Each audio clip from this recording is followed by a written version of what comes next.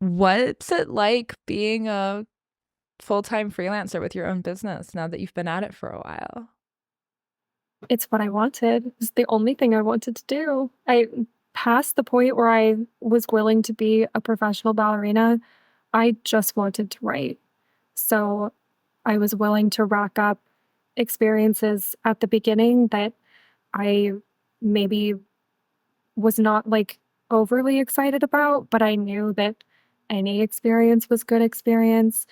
And at a certain point, I did transition into more editing specifically because it is copywriting is hard. Um, Writing for clients is hard.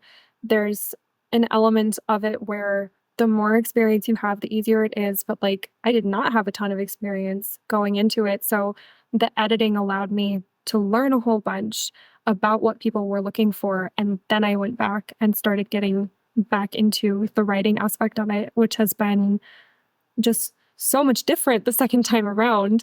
Um, it's it's hard to describe. Like, it's so much fun to write for a whole bunch of different people in a whole bunch of different voices. I do a lot of ghost writing now, so they're wildly different voices. But it's also it's the type of thing you have to be prepared for going into it because you give a lot. Like it's a lot to sit down and write 2,000 words a day. Um, but it also feels like I like to work with clients where I feel like I am helping somebody versus just like cranking out marketing copy. I want to feel like it's making a difference and having an impact. And it keeps you on a trajectory. Like it keeps you going to know that you are making a difference for either someone else's business or their mission or their vision. So those are the clients I love to work with. But yeah, it's been crazy. It has been a journey to get here.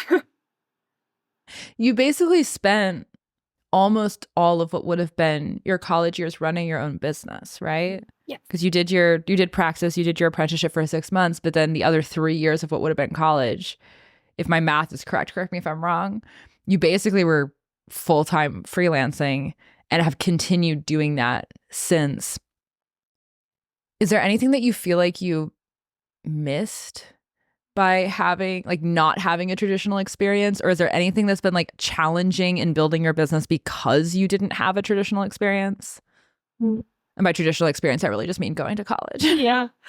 I I don't feel like I missed anything, which is just a great benefit of having wonderful friends who have stuck with me through like middle school, and just the community that I connected with in praxis, like that sticks with you forever. So I did not feel like I missed something.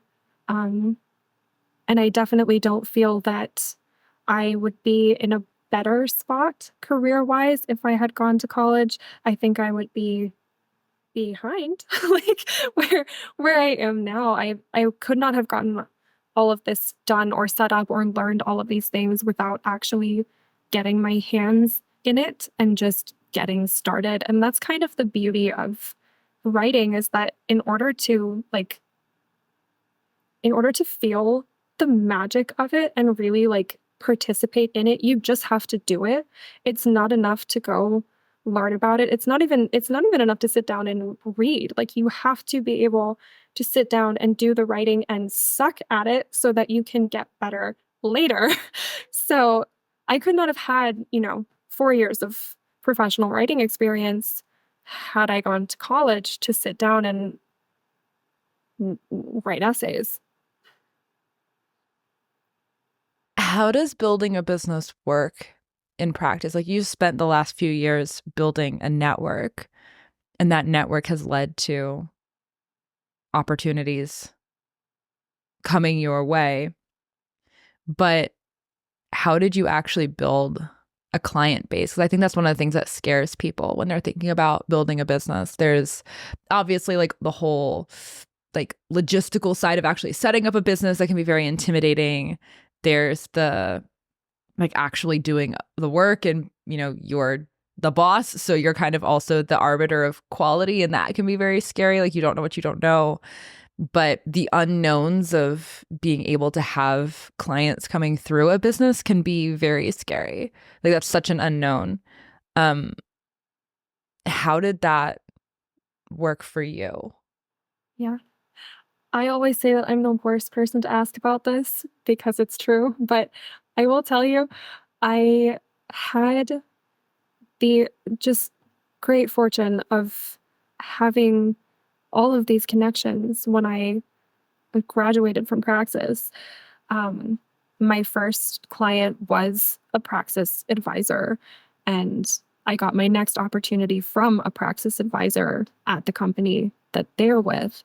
So it was kind of smaller projects building on top of one another, just with people I knew and who trusted me already. And I have been able, through that like consistent building on top of one another, to create a business that grows solely based on word of mouth.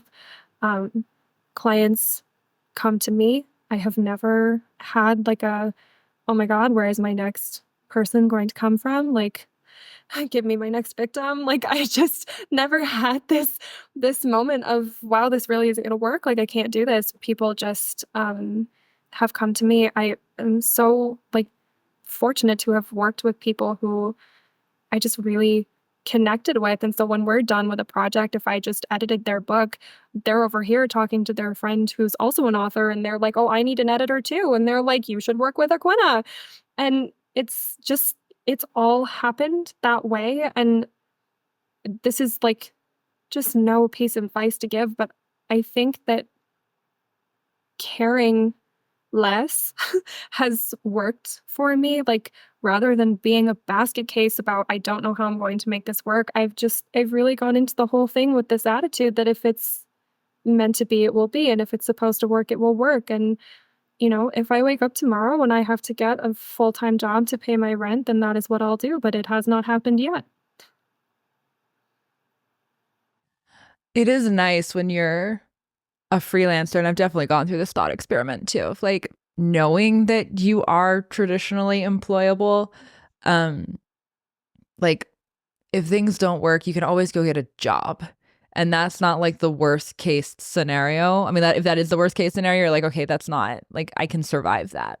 And that is very freeing because it allows you to take risks in ways that usually pan out, but you feel unable to take because you know you have a backup plan.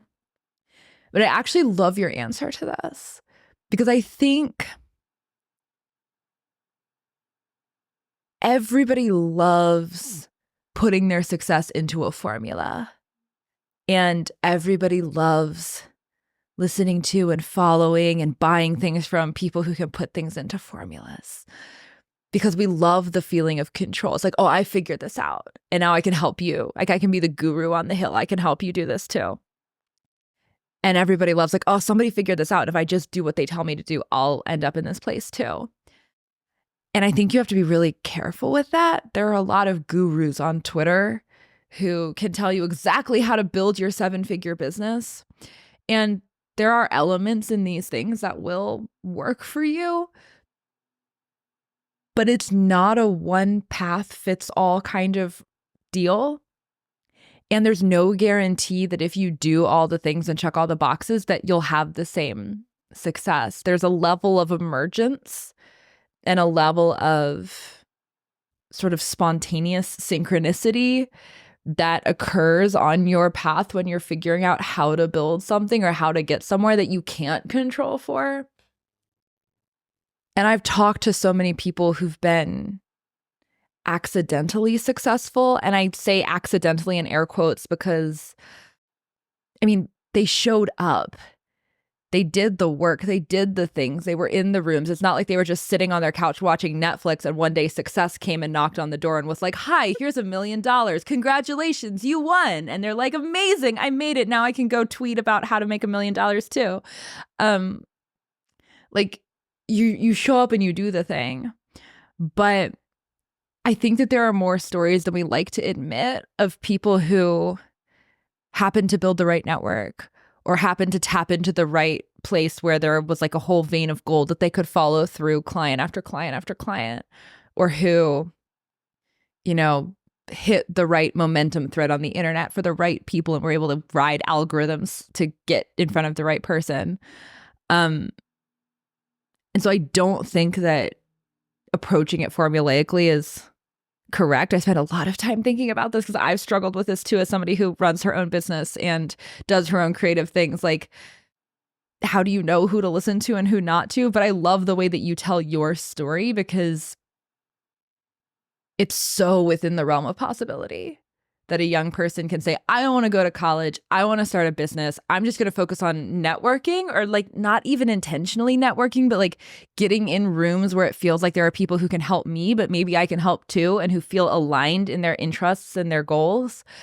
And by being in those rooms, I can start to like, maybe I will start to build connections that will lead to fruitful relationships that will actually like help me sustain my business too. I think these are the most important stories to tell. And so I love your answer to this. I think there's also an element of like self-confidence too, right? If you think your business is going to fail, it probably will. But if you think it's going to succeed, it probably will. Mm-hmm. Also true. And especially that former one. Like, if you think it's going to fail, you're going to stop taking the shots because you're scared. If you stop taking the shots, you can't, what is it? Is it Wayne Gretzky? You miss 100% of the shots you don't take. Yeah. I forget, Wayne, good hockey guy.